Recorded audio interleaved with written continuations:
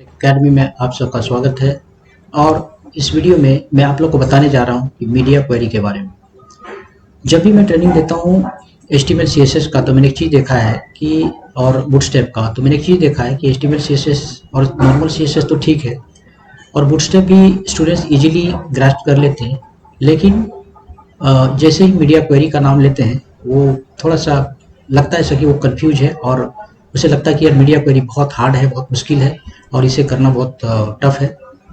तो मैं इस वीडियो में आप लोग को दिखाने जा रहा हूँ कि मीडिया क्वेरी ऐसा कोई बहुत मुश्किल चीज़ नहीं है, इसे समझना बिल्कुल आसान है और इसको आप आराम से इम्प्लीमेंट कर सकते हैं। एक बात आप समझ लें कि जब तक आप मीडिया क्वेरी को प्रॉपरली नहीं जानते हैं, आप एक अच्छा डिजाइनर नहीं बन सकते। खास करके इस दौर में, एक टाइम था जब मीडिया क्वेरी का कोई यूज नहीं होता था।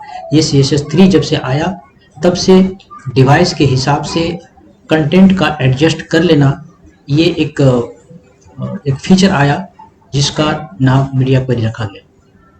तो ये CSS3 का प्रॉपर्टीज है। देखिए, बूटस्ट्रैप में भी मीडिया क्वेरी का यूज हुआ है, लेकिन वो ऑलरेडी क्लासेस लिखा हुआ है, इसलिए आपको पता नहीं चलता है। आप चूंकि सिर्फ आप यूज करते हैं उसको, इसलिए आपको मालूम नहीं चलता है, लेकिन उसमें भी मीडिया क्वेरी का यूज किया हुआ है। अब सवाल ये उठता है कि अगर ऑलरेडी हम बूटस्ट्रैप का यूज कर रहे हैं तो फिर अलग से मीडिया क्वेरी की जरूरत क्यों पड़ेगी? जी हाँ, इसकी ज़रूरत तब भी आपको पड़ेगी क्योंकि बहुत सारे जगह ऐसा होता है जहाँ पे आपको कस्टम CSS लिखने की ज़रूरत पड़ती है, और ऐसे केस में आपका ये जो नॉलेज मीडिया क्वेरी का जो होगा वो काफ़ी हेल्पफुल होगा।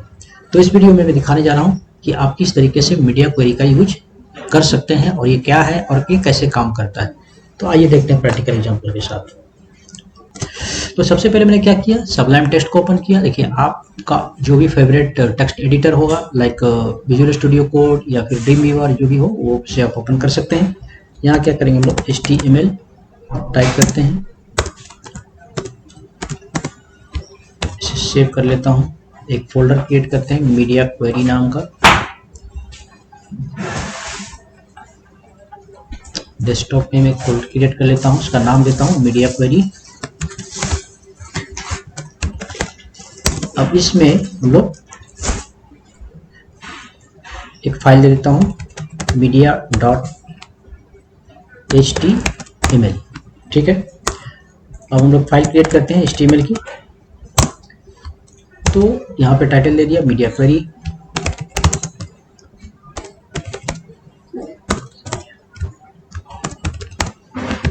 अब हम लोग यहाँ पे बॉक्स, जैसे हम अगर यहाँ पे दें कि एक div, और div इसका नाम दे देते हैं क्लास कंटेनर, और इसके नीचे हम लोग 3-4 बॉक्स बनाते हैं, जैसे div और div। तो इस div का हम लोग क्लास दे देते हैं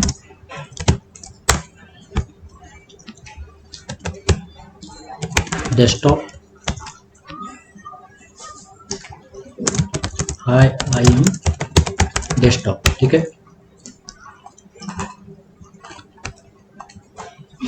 इसका नेम देते हैं टैब्स,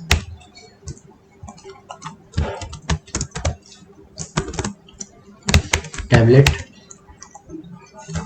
इसका नाम देते हैं मोबाइल। याद रहे कि मोबाइल के भी अलग अलग वर्जन्स होता है, अलग अलग स्क्रीन साइज, उसके हिसाब से भी आप कंट्रोल कर सकते हैं, लेकिन फिलहाल हम लोग 3 ले रहे हैं, मोबाइल, ठीक है। अब ऊपर में हम लोग एक क्लास लिखते हैं स्टाइल डॉट कंटेनर, और यहाँ पे विड्थ कुछ भी 100% दे देते हैं, 100%। हाइट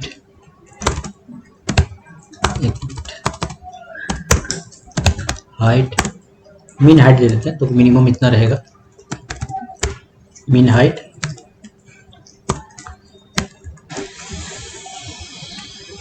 600 px, ठीक है। तो अभी अगर इसको हम लोग रन करें तो यहाँ पे मीडिया अभी फिलहाल सब दिखाई दे रहे हैं। ठीक है, तो अभी हम लोग क्या करने जा रहे हैं, ये हो गया हमारा कंटेनर। ठीक है, कंटेनर के अंदर में 3 है, डेस्कटॉप, टैब्स और मोबाइल, ये तीनों हमने लिया। इसके बाद हम लोग को क्या करना है, यहाँ पे देखो हम लोग को एक 3 क्लास बनाना है। जो क्लास हम लोगों ने यहाँ यूज किया है वो है डेस्कटॉप, टैब्स और मोबाइल। डेस्कटॉप में हमने क्या किया है, बैकग्राउंड कलर ग्रीन दिया है, और डेस्कटॉप में टैब्स और मोबाइल डिस्प्ले नन होगा। ठीक है, ये दोनों डेस्कटॉप में दिखाई नहीं देगा, डेस्कटॉप ही में। और इसमें देखो डिस्प्ले नन हमने नहीं दिया है, इस वजह से अगर हम लोग इस पेज को यहाँ पे देखें ब्राउजर में, अगर ब्राउजर में हम लोग देखें तो आप देख सकते हैं कि सिर्फ यहाँ पे हाई आई एम डेस्कटॉप दिखाई दे रहा है, बाकी का तो नहीं दिख रहा है।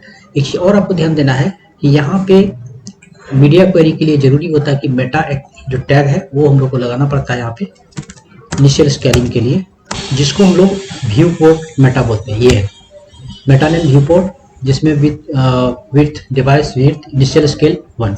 मतलब ये क्या होगा कि ये लगने से मोबाइल व्यू में स्केलिंग हमारा टेक्स्ट का मोबाइल डिवाइस के हिसाब से स्केलिंग इसमें होगा। ठीक है, तो ये हम लोग को लगाना जरूरी है हम लोग के रिस्पॉन्सिव, मतलब जो हमारी जो पेज है उसको रिस्पॉन्सिव बनाने के लिए। तो अभी हम लोग क्या करते हैं, इसको थोड़ा फ़ॉन्ट साइज भी बढ़ा कर लेते हैं,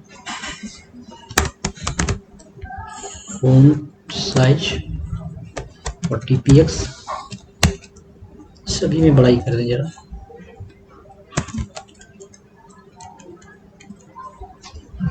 अब हम लोग ये चाहते हैं कि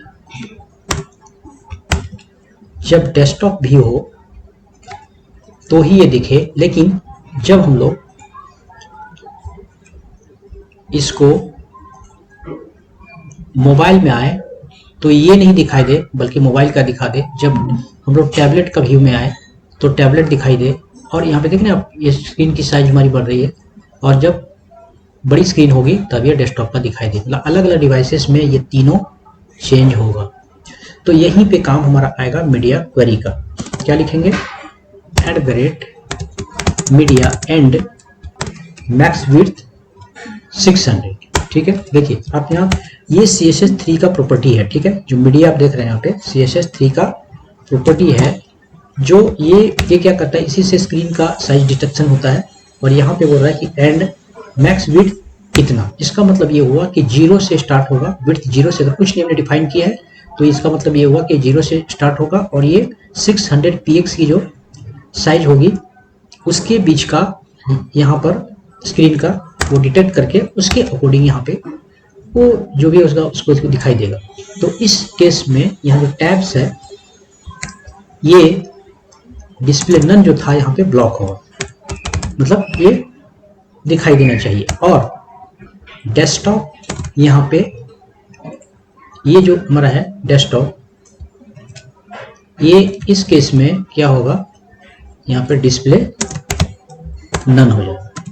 ठीक है, देखो ये स्विच हो रहा है, देख रहे हैं यहाँ पे हमारा जो है वो स्विच हो रहा है, ये दिख रहा है टैब्स, और ये हमारा बंद हो रहा है। मोबाइल तो पहले ही बंद था, जब मोबाइल में जाएंगे तब हम लोग फिर आगे सोचेंगे। तो अभी हम लोग रिफ्रेश करते हैं यहाँ पे और चेक करेंगे। तो इस केस में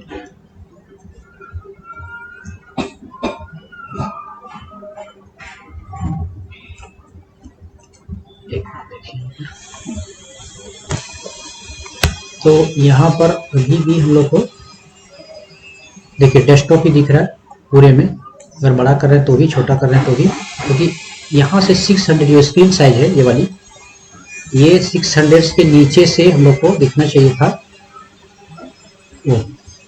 तो इसमें जो मिसिंग चीज है हम लोग यहाँ पे लिखेंगे ओनली स्क्रीन। एक चीज ध्यान रखो कि ये जो है ये क्यों लिखते हैं, कई बार है ना कि ओनली स्क्रीन ही क्यों लिखते हैं। देखो ये जो मीडिया टाइप है ना अलग अलग तरह का होता है। अगर CSS मीडिया टाइप को फाइंड करें, अगर यहाँ पे लिखेंगे आप CSS मीडिया टाइप, ठीक है, तो यहाँ पे आपको दिखाई देगा कि अलग अलग मीडिया टाइप है। क्या क्या चीज का है, तो प्रिंट के लिए भी होता है ना, और ये देखो प्रिंट के लिए है तो प्रिंट के लिए काम करेगा वो, स्क्रीन के लिए है ना, और स्क्रीन प्रिंट दोनों के लिए है। तो अलग अलग मीडिया के टाइप पे देखो यहाँ दिख रहा है ना, ब्रेल के लिए है, बोस्ट के लिए है, एंडल print, projection, screen, speech, TT, TV, तो अलग अलग मीडिया टाइप यहाँ पे है।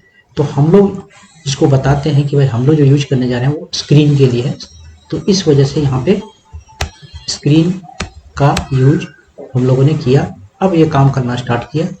तो अगर आप देखेंगे तो ये डेस्कटॉप है, क्योंकि अभी भी 802 है। आप ऊपर यहाँ पे ध्यान से देखो, जैसे जैसे इसको कम करते जा रहे हैं, अभी 600 देखो, जैसे 600 से नीचे आ गया, अब ये टैबलेट हो गया।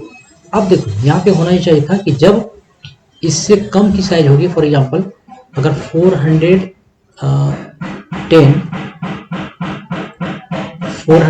आए तो फिर वो मोबाइल का दिखने लगे, ठीक है। तब क्या करेंगे हम, यहाँ पर एक और बनाते हैं हम लोग इस तरह का,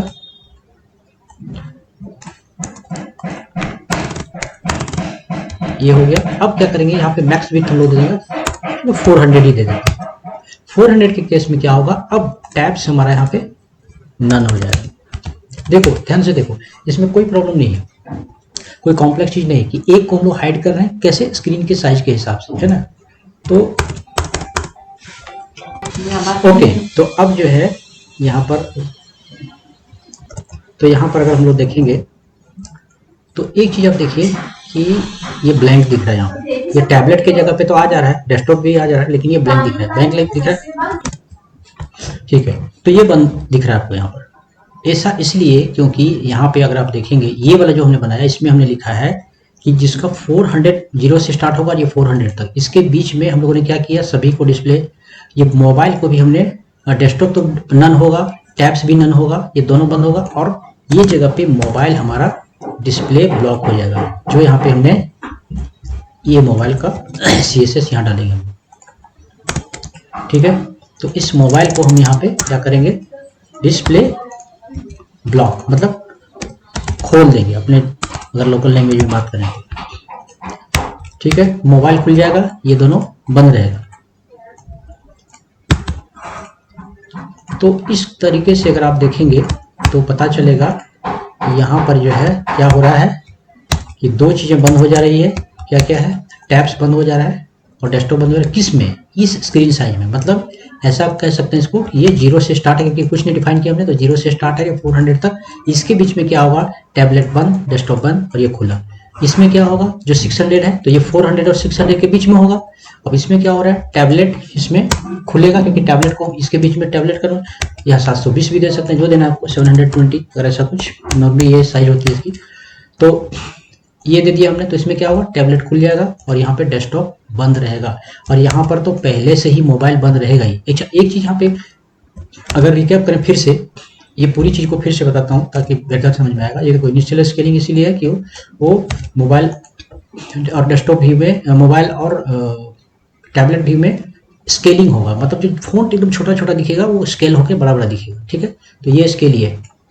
दूसरी चीज में कंटेनर हमने सिर्फ डिफाइन किया यहाँ पे ये। अच्छा, अभी आप कंफ्यूज इस बात को लेकर होंगे कि यार ये तीनों में तो हमने कुछ नहीं डिफाइन किया। ये तीनों में जब आप कुछ नहीं डिफाइन करेंगे तो इसका मतलब ये हुआ कि ये तीनों के रेंज से जब बाहर जाएगा, ये तीनों के रेंज से बाहर जाएगा, दैट मीन्स व्हाट, कि हमारा मैक्सिमम साइज अभी कितना दिया हमने, 720 के बाद में ऊपर जितना भी होगा। फॉर एग्जांपल अगर हमारा स्क्रीन साइज देखेंगे तो यहाँ पे मेरा जो लैपटॉप का स्क्रीन साइज है वो 1920 है, तो उसके बावजूद भी ये डेस्कटॉप में, मतलब ये हुआ कि इसके ऊपर का रेंज हमने कुछ डिफाइन नहीं किया। तो हो सकता है कि वो 1600 रेजोल्यूशन का हो सकता है कि 1900 का हो, 2200 का हो, मतलब ऊपर में जितना 4K का हो, है ना, तो ऊपर में जितना भी होगा ये अप्लीकेबल होगा।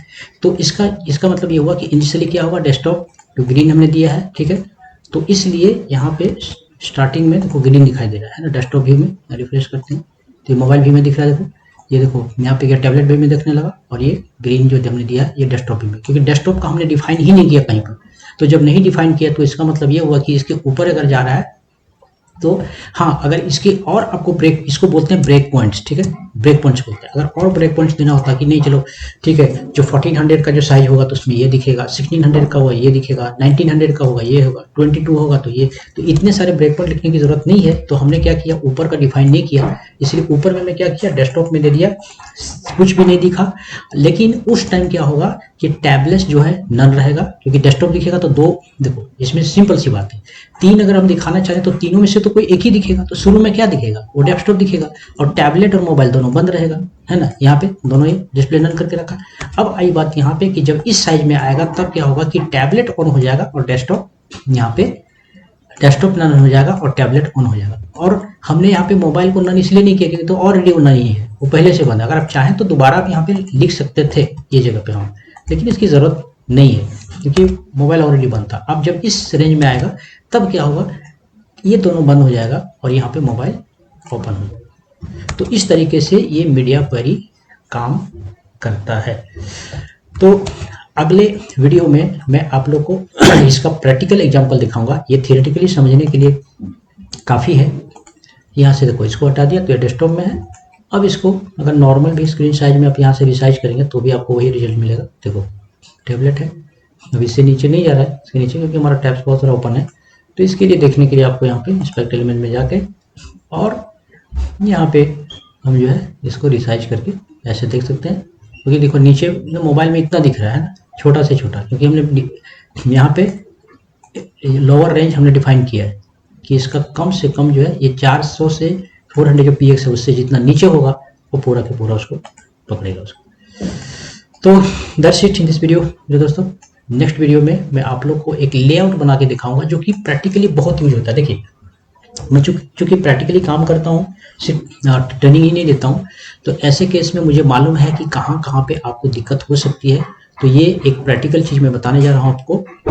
वो बूटस्ट्रैप में तो बड़े आसानी से हो जाता है, लेकिन मान लिया जाए आपको ये हेल्पफुल उस जगह पे होगा कि अगर कोई थीम, परचेज थीम है, ठीक है, तो परचेज थीम में नॉर्मली क्या होता है कि वो पहले से उसमें बूटस्ट्रैप नहीं लगा हुआ है, मतलब वो बूटस्ट्रैप से नहीं बना हुआ है, वो कस्टम सीएसएस से बना हुआ है। ऐसे केस में आप क्या करेंगे, आप सोचेंगे चलो यार 3 कॉलम्स का है तो मैं बूटस्ट्रैप में बनाता हूँ, तो जैसे ही बूटस्ट्रैप का सीएसएस आप डालेंगे पूरा थीम बिगड़ जाएगा, क्योंकि उसी नाम के क्लास बहुत सारा है और वो कंफ्लिक्ट होगा और पूरी थीम बिगड़ जाएगी। तो मतलब ये हुआ कि कुछ ऐसा कि भाई एक मगरमच्छ को पकड़ना था तो पूरा तालाब ही सुखा दिया, है ना। तो समझा, पता ये चला कि एक कॉलम बनाना था मैं लेके, अब बूटस्ट्रैप लगाया तो पूरी थीम बिगड़ गई। तो ऐसे केस में आपका कस्टम सीएसएस काम करेगा।